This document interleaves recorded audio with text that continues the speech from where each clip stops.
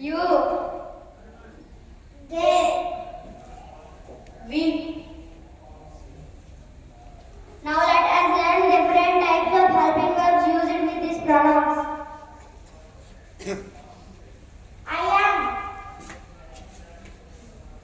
He is. She is. It is. You are. They are. We are.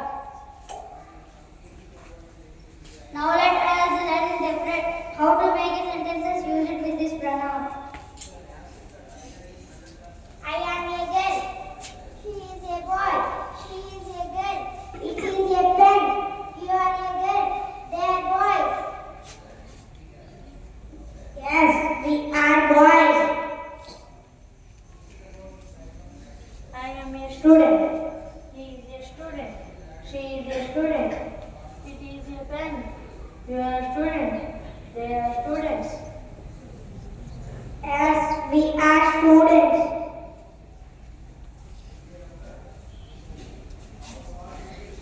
Thank you.